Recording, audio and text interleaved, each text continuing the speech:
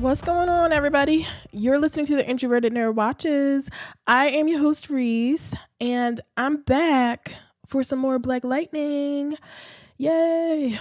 I know I'm a little bit late, but better late than never, right? So yeah, I'm back for another Black Lightning review, and this week I watched season 2, episode 7, The Book of Blood, chapter 3, The Sange.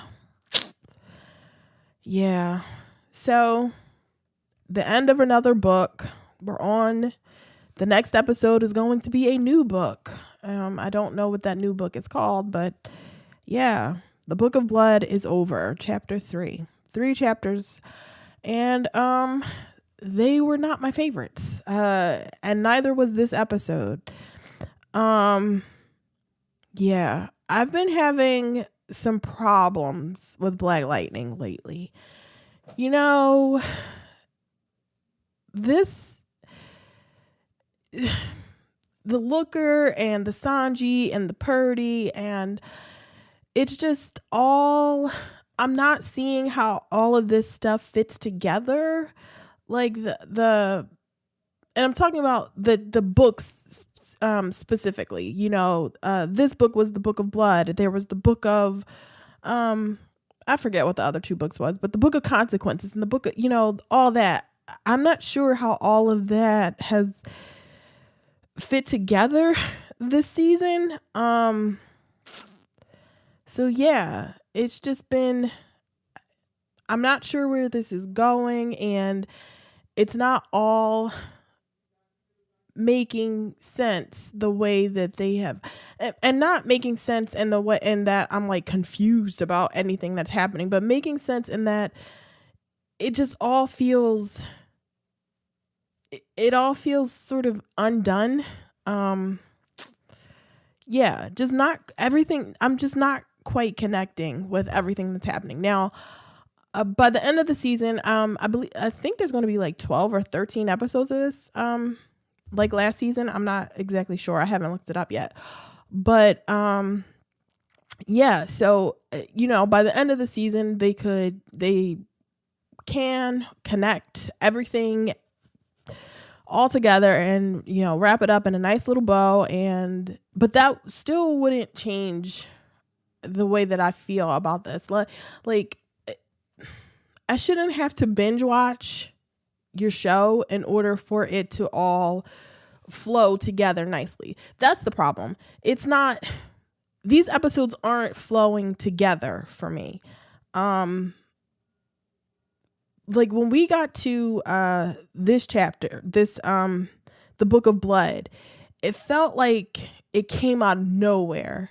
Like it felt like we were doing one thing with Tobias, you know, we were on the Tobias train, and then it was just like we just got like sideswiped by the Book of Blood and the Looker, and now she's not, now she's, you know, she's been defeated as far as this episode is concerned, and she's going to the ASA, the ASA, that's what it's called, right? The ASA. And so I'm wondering why she was here. I have some theories that I'll get into as I go through this episode, but yeah, I wasn't feeling this episode. So sorry for anybody that really loved it. I don't plan to just shit on this episode for an hour though, so you can, you know, you're all safe from my wrath. I didn't hate this episode, but I also didn't like it. Anyway, before I get too deeply into this muck, you need to subscribe to the podcast. It's available on Apple Podcasts, Google Podcasts. I'm also available on Spotify and iHeartRadio. So go scurry to all of those places far and wide. Click the subscribe button. If you're on Apple Podcasts, leave me a 5-star review. And if you're anywhere else, you can rate and review the podcast for me in those places as well. Spread the word. Spread the word to all of your friends this holiday season about the Introverted Nerd Watches. Yeah. So let's get into the Book of Blood, chapter 3, the Sange, or the Sange. nobody really knows. They didn't agree on on how to pronounce this word, because Anaya says Sange, Anissa says Sanji. You know, I guess it's all up to, however you read it. It's just how you pronounce it. So Sanjay or Sanji. Yeah, I guess it doesn't matter. So who should I start with? Gamby. Because Gamby was not in a lot of this episode, but I got questions about what's going on with Gamby. So Gamby spent most of this episode in his hotel room drawing, like sketching a bike or like a motorcycle or something, and listening to phone calls. He tapped the phones of Freeland, and he's listening to the phone calls, trying to figure out who tried to assassinate him. Now, there's not a whole lot of, like who could have. I feel like there's only two answers to who tried to assassinate Gamby. It was either the ASA or Tobias. I don't think Tobias wants to kill Gamby. He hasn't seen Gamby since the first season. And even then, they were kind of cool about it. Like, Gamby is sort of that person that's cool with everybody. So I don't think Tobias tried to kill him. So to me, it's sort of looking like it's the ASA. Now, it might be somebody else, a specific person in the ASA, but I feel like this is an ASA job, but maybe not. And if it's not the ASA, it feels like a mystery it's a mystery we can't solve, because I don't think that it's anybody we've met yet. So, Gamby could have enemies anywhere. It just, it's like this guessing game of who killed Gamby. It's like, who knows? The best guess is the ASA. So anyway, Gamby continues to show us how multi-talented he is by sketching that bike. Like, Gamby can do everything. He is truly a jack of all trades. He's a ninja.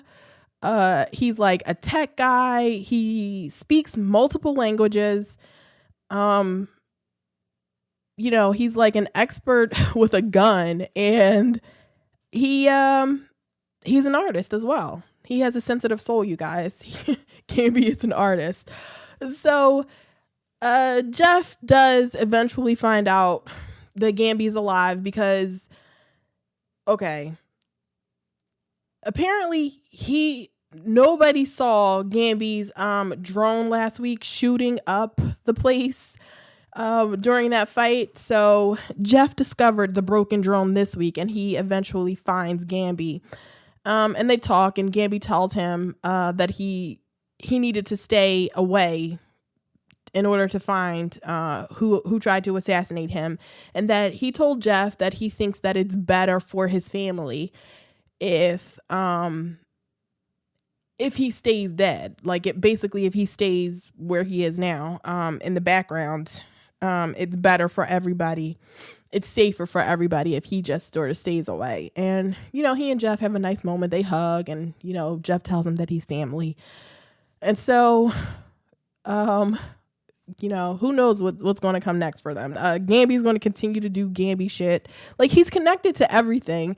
So the only difference is everybody thinks he's dead right now, but he still has all of his technology. He's got his computer connected to everything. He had visuals on Anissa. He's still connected to everything. So Gamby is still going to be Gamby. It's just all sort of, it's a toss up about whether he's going to come back and let everybody know that he's still alive, or whether he's just going to stay in the shadows. So yeah, who knows what's going to happen with Gamby. But I'm not that anybody thought that Gamby was actually dead. I'm glad that they know that Gamby is alive now, because like I say every single week, Gamby is the brains of this here operation. You know, none of them are they can't do anything without Gamby. So I'm glad he's alive. I can't take Anissa being the smart one, quote unquote. I can't. I can't take her seriously as the smart one. And I don't want to be, don't make me do that. Don't force me to watch Anissa be the smart person in the room. She can't handle it and neither can I. So let's talk about Anissa now. So Anissa brings Lynn to check up on the baby, and they basically just hiding out. Anissa speaks to Jeff, when Jeff is going to look for Looker. He's following her silver because her silver always goes back to her. So she's following like a big blob of silver to where she is. And Anissa is on, they're talking to each other, and she's telling him to she's basically being the responsible one, telling him, not to do anything stupid, all that. And I cannot take her seriously that way. Just a few episodes ago, she's stealing, she's doing her Robin Hood routine, and she doesn't understand why that's dangerous. And now, a few episodes later, she's the voice of reason and she's the adult in the room. And I'm like, no, you have to build to that. Anissa has to earn that. She hasn't earned that, for at least in my opinion. She has not earned, she hasn't earned this yet. I feel like at any point she could be a dumbass and do something, really irresponsible and stupid. So yeah, her trying to, talk sense into Jeff it doesn't work for me. And she was doing that through the entire episode. When she brings Lynn to check up on Anaya's baby, she tells Anaya that no matter what happens, you can always depend on your mom. And she's doing the Anissa head acting. She was doing a lot of head acting in this episode. The Anissa, I got to continuously move my head around in order to emphasize every point that I'm making so that it looks like I'm acting. And it is so, it's so annoying. But eventually the Looker, is she Looker or the Looker? Whatever. She eventually finds, Anissa and the baby because she can sense the baby. And she shows up, and she and Anissa have this fight, and I guess it's kind of cool. She sort of fights like a Twilight vampire though. It's very Twilight. She has like these her fingernails grow longer, and she has like this super speed. Just like all the Sange, she has like the super speed as well. And so they have a fight, and Anissa eventually wins. I think one of the problems that I'm having is that I need Anissa to get her ass beat.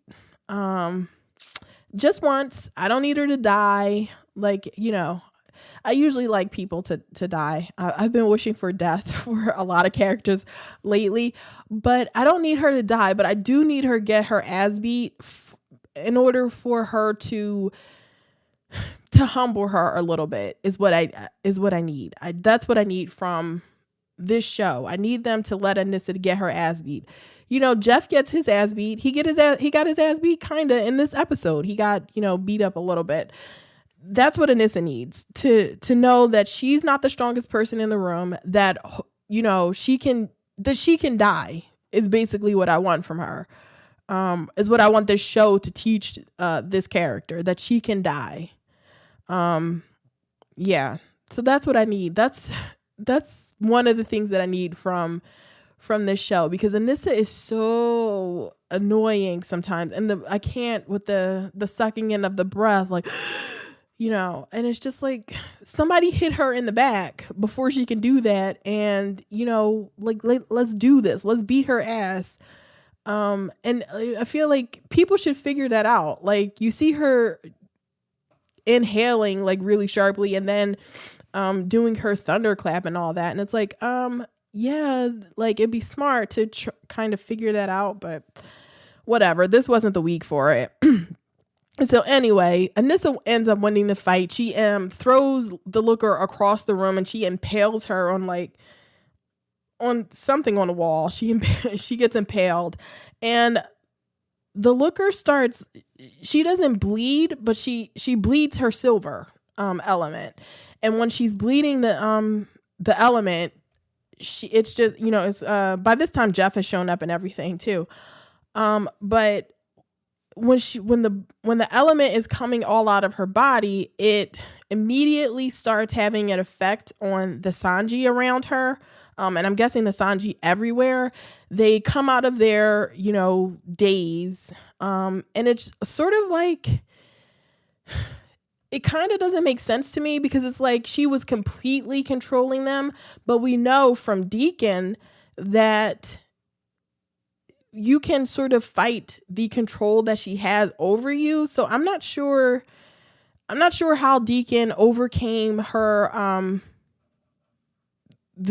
her control. I'm not sure how he broke away from her control. And yeah, it doesn't make a whole lot of sense, because when you see the Sange sort of coming out of their daze, their sort of hypnosis they're coming out of, they look like they don't know they look like they don't know what's going on, where they are. Like they were just completely,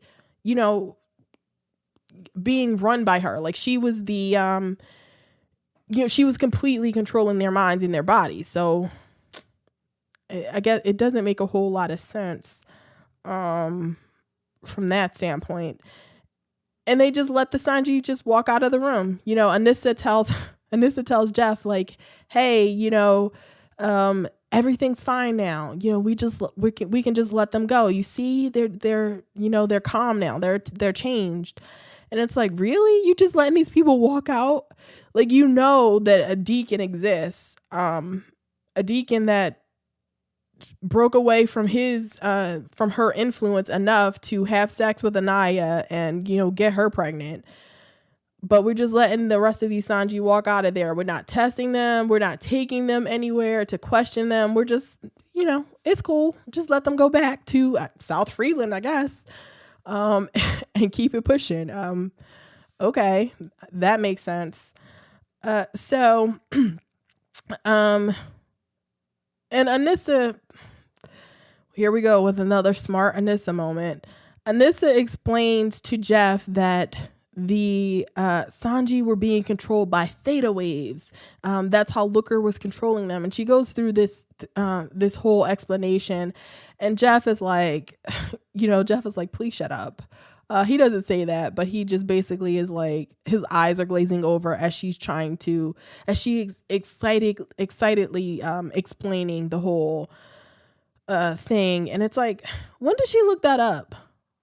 I don't remember when she looked up the whole theta waves thing, but it's not something you learn for medical school, I don't think, unless she's like going to medical school for neuromedicine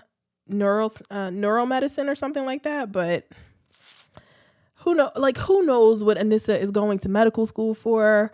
Who knows when Anissa goes to medical school? Like, who knows any of that stuff? Anissa is just smart when they need her to be smart. No matter how unbelievable those words are coming out of her mouth, they keep making her say them. So I guess I'm going to have to accept this. So Anissa wants to know where they're going to take the Looker, because the Looker is impaled on the wall. But you can still see her breathing and moving. So she's still alive.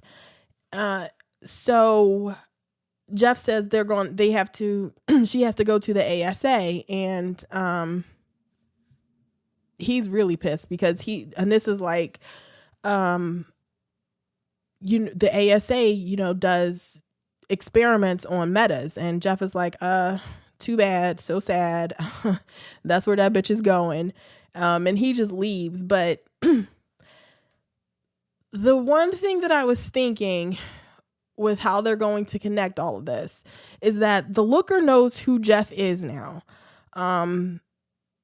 she captures Jeff early in the episode, and she takes off his whole suit and everything, so she knows his face. She knows exactly what he looks like.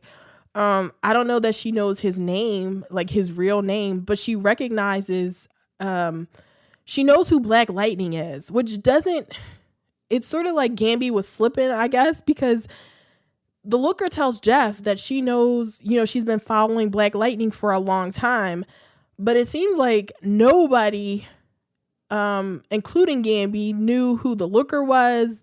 Nobody knew what was going on in South Freeland, like the segregation and the just the whole weirdness of that town. Nobody knew what was going on. So I don't know. Somebody has to answer for that, because that doesn't make a whole lot of sense to me. Especially for Gamby, specifically for Gamby. Like, how could Gamby not know who the looker was? Like, if Gamby has his ear to the streets, like, he knows everything that's going on. It just doesn't make sense to me that Gamby wouldn't know that there was a meta in South Freeland. Especially since she arrived 30 years ago, the same time as as Jeff and Gamby, the same time as all of this stuff was started. Like, she got into South Freeland, so whatever. I mean, maybe they'll cover that, or maybe this is just a plot hole and they're going to keep moving and hope nobody else notices, or hope that people don't care that much. So, okay.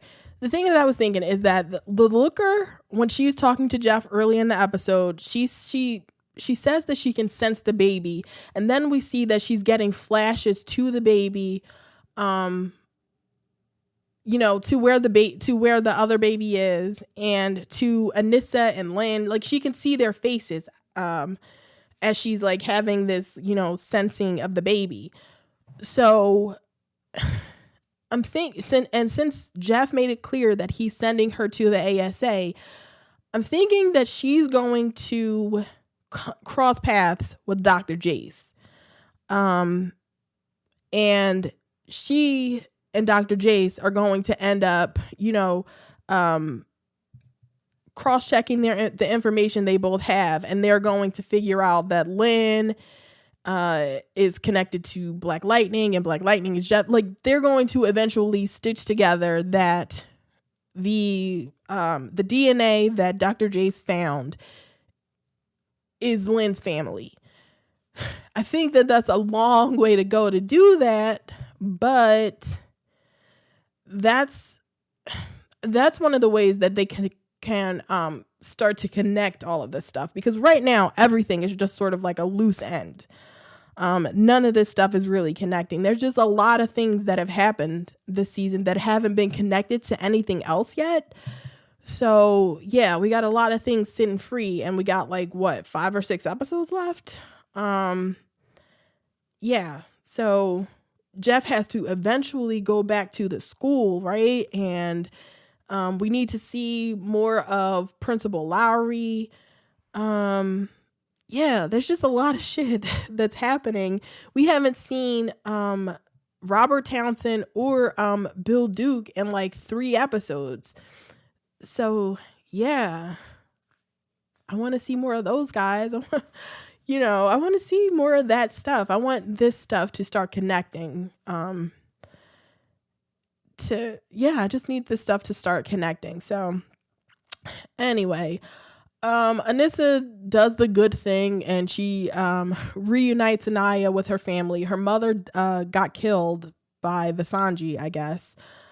But her father eventually accepts her and her babies, and they all live happily ever after in the woods. I don't know how important they are anymore. But maybe they are still important, because I believe those babies still have the silver inside of them. Like, they're still metas, I guess. I don't know. They didn't really show the babies anymore, so we didn't see their eyes glowing again. So I don't know how important those babies actually are beyond what happened in this episode. So yeah, another thing that's really weird to me in this episode is that Anissa was back with Grace. The last time we saw Grace and Anissa together, Grace was telling Anissa, yo, stay away. If you can't make a commitment to me. And we sort of leave them off with, at least it seemed to me like they were kind of over until Anissa got her shit together. But in this episode, they are chilling on the couch, Netflix and chilling, watching Girlfriends, and, it just seemed like everything's good between them. They're like together. And it feels like we definitely skipped something. I don't know how they're back together, but Grace seemed fine in this episode. She's laying in Anissa's lap and they're, watching TV. Everything is good. And that's it. I don't know why we went through the other episode with them, why we went through the whole thing with Grace about, Anissa, you can't just be showing up to fuck, whenever you need to. I want a commitment to, they're just together now. And it just, we skipped a step. Whatever, I guess. But the important part of this scene is that Grace has another flare up of her powers. She runs into the bathroom. She takes her pills again. And, so Anissa realizes something is wrong with Grace. But she doesn't confront her about anything. And we just sort of leave it there with Grace, sort of looking at herself in the mirror. So who knows what's going to happen next? That's interesting. I want to see what happens. When will Grace eventually tell Anissa that she has mutant powers, that she's a meta? So, but that was all the Anissa for the episode. Let's go with Jeff and Looker, because Jeff, while he's following the silver element to try to find Looker, he sees 3 black men, I believe it's three or 4, hanging from trees by their feet, basically a lynching. And we see a fight scene that's it was kind of weird to me, because he was having a fight scene to Sade's Soldier of Love, like while Sade's Soldier of Love plays. It just seemed like really really out of place. Like, I love that song. But it just seemed like it didn't seem to go with that scene. It was just, it's a really like mellow and good song, and Jeff is like fighting people that just lynched black people, and it's I don't know, it didn't fit to me. It was just like, this is off. I just want to listen to this song right now. I don't want to be watching this fight. I want to listen to Sade. But eventually Jeff gets hit in the back of the head and he gets captured. When he was talking to Anissa earlier, he was telling her that he needs to be recharged. So he was running out of power, and he eventually does. And when he gets captured, he gets tied up by Looker, and Looker, like I said earlier, knows who Black Lightning is. She says that she's a fan and that she modeled herself after him. So it's like, really, she's been watching Black Lightning that closely. She was watching Black Lightning that closely to model herself after him. And nobody ever knew about her. Okay. And it's not like she hasn't been hiding. Like, what's happening in South Freeland seems really out in the open. They're very open about the shit that's going on there. So yeah, it's just a slip up for either the show or Gamby. she tells Jeff that she admires him for fighting for his people, um, because that's how she fights for her people. And they're both the same because they both want drugs off of the street. And she goes into this whole thing about how he's black and proud and she's white and proud. And she gets offended when Jeff calls her a racist. And it's a whole like sort of cliche thing. She says to Jeff, like, why is it okay for you to say you're black and proud, but when I say that I'm white and proud, it's a problem. I'm a racist. And Jeff points to her Confederate flag that she's he points to the Confederate flag, and she's like, basically, that doesn't mean anything. Confederate flag is not racist. Is basically her point. I get they want to do the social commentary thing on this show, but sometimes it can be a little too on the nose for me. And that's how this felt. It was basically anybody, like anybody who's ever watched Fox News or just, something like that could have written down all the dialogue she had. It was just basically cliche after, racist cliche after racist cliche. She tells Jeff he has minority privilege, and it's a whole thing, and they're racist, and it's just, there was nothing beyond that though. It didn't feel like there was any deeper point to be made about all of this. It just feels like she was racist. She created a racist town, and it doesn't feel like it affects anything else because South Freeland, it just was so cut off. So I don't know. Are the Sange going to go back to South Freeland and continue to live in her, sort of white segregated society? Or since they are sort of released from the power of her element, will they try to create something new? And I don't even know that it matters because I don't get the feeling that we're going to be spending a ton of time in South Freeland.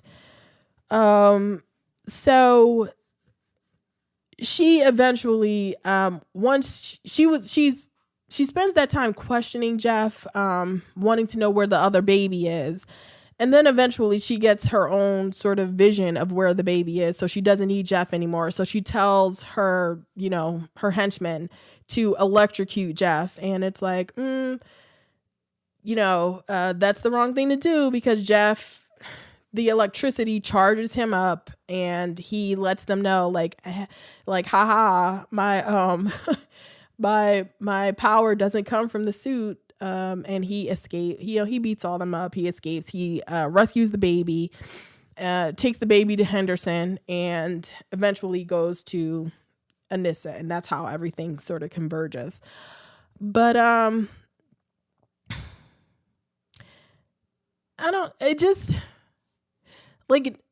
never felt like Jeff was really in danger. So it was just sort of a scene because there was really no stakes. Unless you really care about those babies, but I never felt like the babies were in danger either. I never thought that she was going to kill those babies. So yeah, it was just sort of really low stakes, and just so Jeff could, go, verbally back and forth with a racist, I guess. But yeah, that scene happened. And let's get on, because that was basically the end of them. Yeah, that was basically the end of it.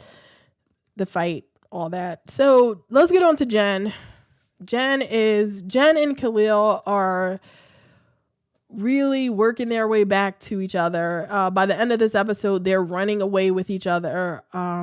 Like some weird like Bonnie and Clyde, Romeo and Juliet thing. And so Jen starts this episode. She's back. Perenna is back. She's back in the beauty salon talking to Perenna. And she's telling Perenna that she thinks her parents are disappointed with how she turned out. And she feels like she's being punished and locked away for because of the way she was born. And she doesn't think she can talk to her parents about Khalil because everything would just be worse because her parents don't listen. And she just basically feels misunderstood by everyone, including Anissa. You know, she can't even talk to Anissa about all this because Anissa is against her talking to Khalil too. It's just a whole mess. And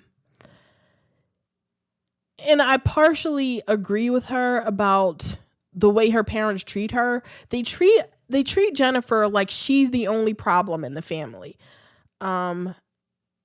Like Jennifer is the sore thumb. Jennifer is the one that needs the help. So once Jennifer gets the help that she needs, then the whole family will be fine. And I feel like that's sort of how Lynn and Jeff treated. I don't know that I'm still not sure whether that's the message that the show wants to give or whether I'm not sure whether the show knows that that's what they're doing. Because they don't really address it with Jeff and Lynn enough for me to think that they really get it, because they treat Jennifer like really bad. They ignore her trauma like all the time. In the first season, they spent almost all of the first season ignoring her trauma and being upset with her and, you know, just being not very good parents. So, and I don't think that the show wants to portray them as bad parents. You know, misguided sometimes, just like all parents, but not bad parents. And I think at times during the first and the second season, they felt like bad parents to me. So yeah. So Perenna basically just tells Jennifer her parents love her and to use condoms because they don't really talk about Khalil, which is kind of weird to me that they don't talk about Khalil. But maybe Perenna isn't really there as the therapist that I think she is. Like, she's there to help Jennifer learn how to control her powers, but she's not really there to be a real therapist. I don't know. So Khalil and Jen talk. Khalil tells Jennifer he's basically being more mature. He's telling Jennifer that there are consequences to his actions and that he doesn't want to be like Tobias, but that Tobias will never let him go. Basically, Tobias will kill him if he doesn't kill the Reverend, and he doesn't want to kill the Reverend. And Jennifer's point to him is that, you know, she's going to be there for them. She's going to help him. She tells him to focus on the things that he can fix, and she tells him to go to the pastor and convince the pastor to leave. And what Jennifer says sounds good, but it's also like, girl, you don't know Tobias the way Khalil and we as the audience know Tobias, because telling Khalil that he just needs to focus on one thing, and like, it sounds really good. It's very Jefferson of her, like the way she wants to deal with this problem. But it's also kind of naive. But Khalil listens to her. He goes to try to warn the Reverend, and the Reverend pulls out a gun on him, and it tells him like, nigga, I will kill your ass. Like, I'm not here to like, don't fuck with me, is basically what the Reverend says. And Khalil keeps trying to warn the Reverend, you know, Tobias wants you dead. You have to leave. And the Reverend does that annoying thing where he says, well, it's all in God's hands. And I'm like, oh, that makes my teeth hurt. It's so annoying to me. It's like, oh. I can't like clench my teeth hard enough. Every time people say it's just in God's hands, it's like, I'm an atheist, so that just always like sets me on edge when people say it's in God's hands. But it doesn't work basically. And the Reverend basically wants that smoke with Tobias. He got his gun. He don't care about that limp he got. He's not scared of Tobias. And Khalil is scared of Tobias. So too bad for him. So he goes outside. He's walking away. This dummy. So he has a phone from Tobias, and he's confused about how Tobias found him. And I'm like, dumbass, you're on your phone. You know, this is a phone that you got from Tobias. You're on your phone. Obviously, he's tracking your movements. But Khalil, not that bright.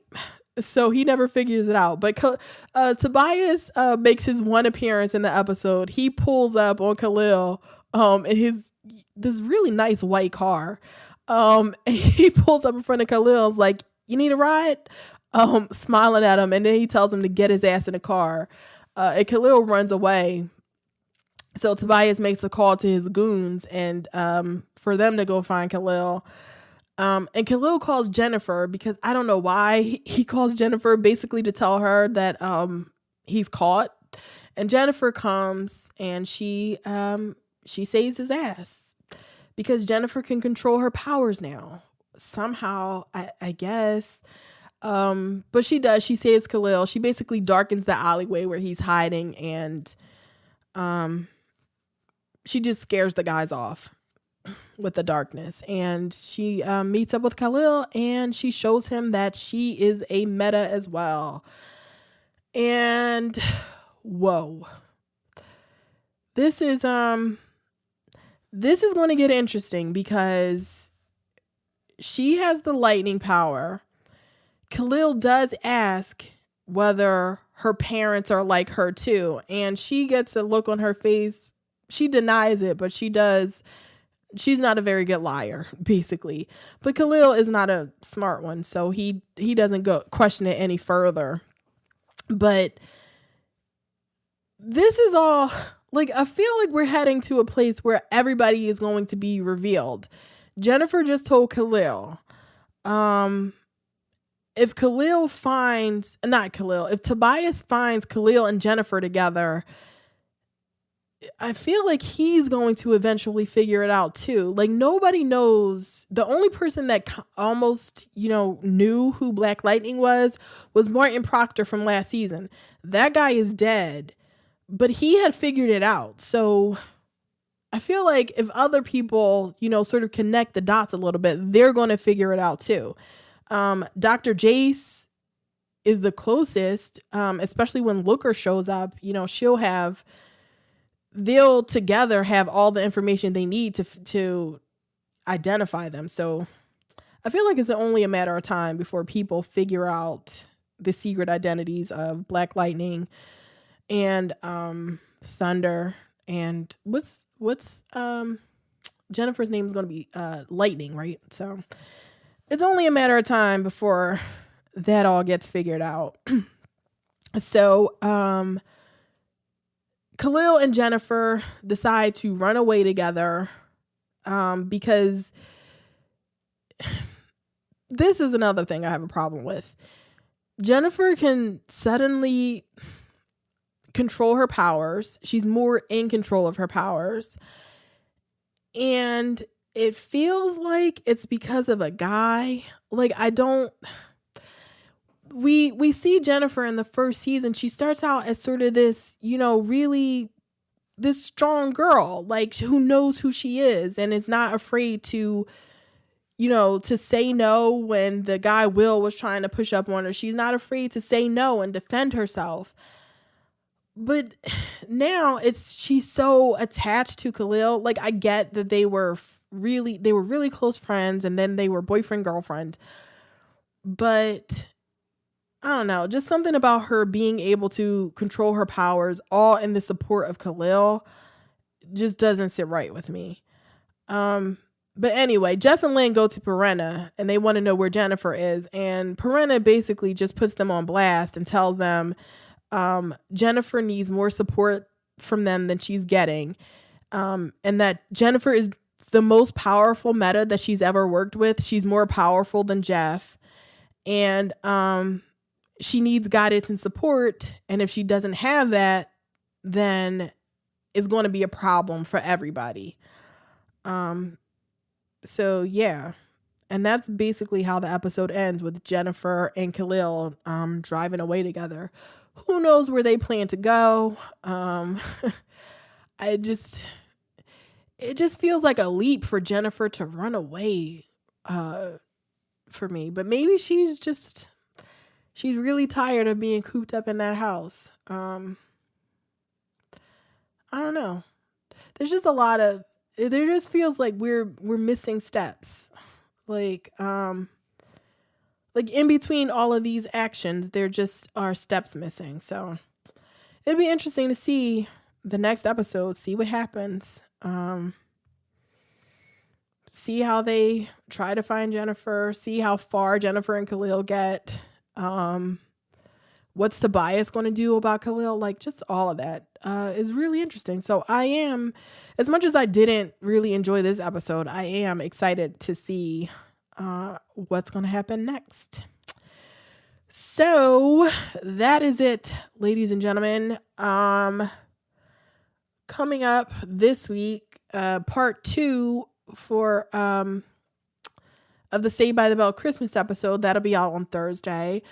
I'll be live tweeting The Gifted and Black Lightning on Tuesday night. So follow me at NurtureverPod.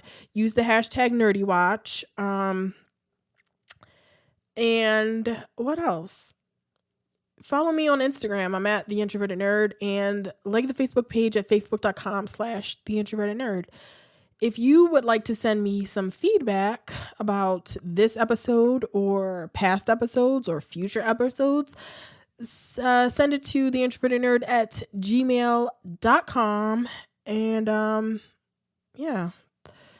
So that's it. Later, Gators.